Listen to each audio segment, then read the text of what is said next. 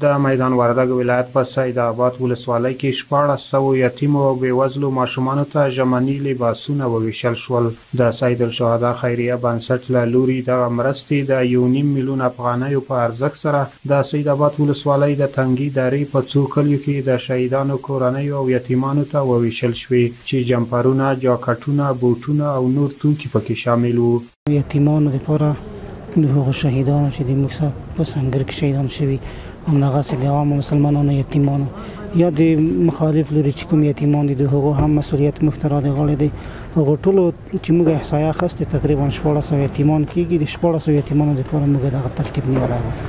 نن په برخو باندې وویشل شول. سید آباد ولسوالي په 5 حوزو باندې تقسیم شوې ده، په 6 حوزو باندې. نو هرې حوزې ته یو مسؤل ورسره پلاوی ملګري ګروپ ورسره دی.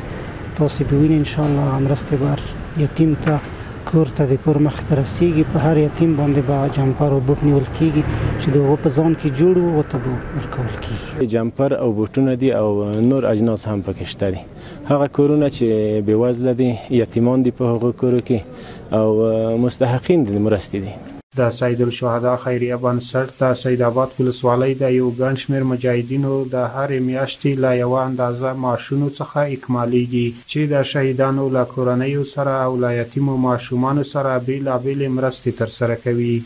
د مجاهدینو د خپل معاش د یوه سهمه کې یتیمان شریکول د الله جل جلاله ته قبول کو. الله جل جلاله دغه ترتیب ټول افغانستان کې اوس دا ډېر شوی دی، ټول ولسوالیو کې شروع شوی دی، کیدای شي ټول افغانستان کې دا عام شي.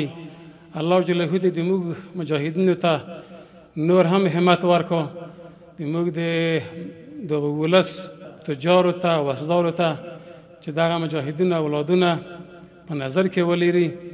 دغه لړۍ د ولایت نور ولسوالیو ته هم وغځېده. اگر که د موږ بنسټ د دغو سیمې پورې منحصر نه دی، ولایت د ولایت نه بیرون په اولو قدمونو په اول وخت کې هم د ولایت نه په نورو ساحو کې هم په پکتیا ولایت کې، په کندهار ولایت کې، په لوګر ولایت کې، په کابل ولایت کې، په بامیانو کې، په بهسودو کې، د شمال په خوا په بعضو نقاطو کې الحمدلله د دغو مجاهدینو د فیصدۍ لړۍ دومره پراخه شوه چې هلته هم د یوه عاجز او غریب او د یوه یتیم د یوه ببرسري یتیم لاس نیوی پې شوی دی.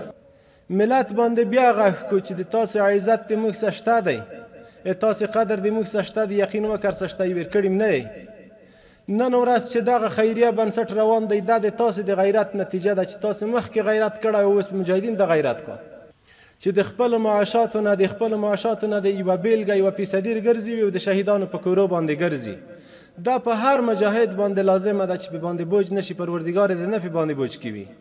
بغیر د دونه ده خو کم همکاري ده چې زیاته همکاري وکړه، د مجاهد په کور باندې پوښتنه وکړه. د دغه خیریه بنسټ مسؤلینو وویل چې نه یوازې دا چې یتیم او ماشومانو سره بشري مرستې ترسره کوي، بلکې د هغوی د ښوونې او روزنې په برخه کې هم همکاري ورسره کوي. د خیریه بنسټ ملګري الله پاک دې اجرونه ورته ورکړه. د یتیمانو دپاره یې ډېر سهولتونه برابر کړي دي.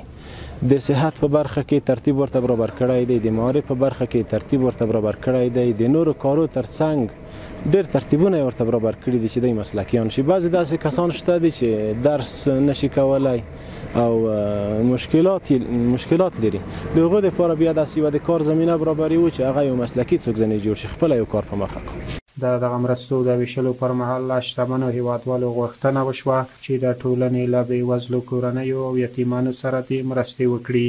لکه څرنګه چې په نورو ځایو کې دغسې دې ته ورته دی، هر وخت د نورو عامو غریبو مسلمانانو لاسنیوی کړی دی.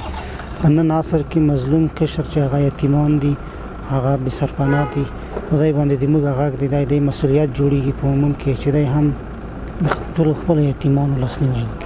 د یادونې وړ ده چې د سید الشهدا خیریه بنسټ د سید آباد ولسوالۍ د مجاهدینو له لوري په دې موخه جوړ شوی ترڅو د شهید شویو مجاهدینو له کورنیو او یتیمانو سره مرستې وکړي. خو اوسمهال یې مرستې پراخه شوي دي او د هیواد په بېلابېلو ولایتونو کې له یتیمانو او نورو بېوزلو کورنیو سره مرستې ترسره کوي.